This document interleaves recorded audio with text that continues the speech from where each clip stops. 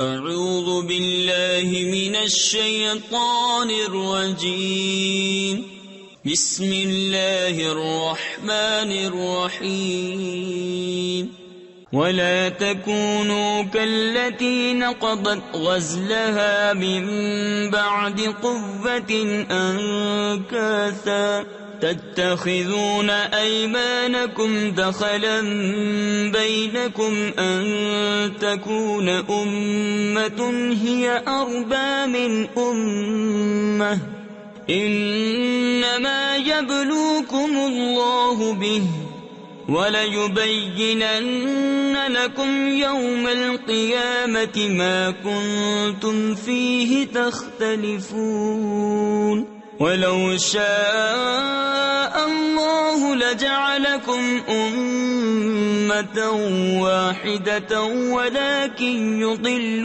مَنْ يَشَاءُ وَيَهْدِي مَنْ يَشَاءُ وَلَتُسْأَلُنَّ عَمَّا كُنْتُمْ تَعْمَلُونَ۔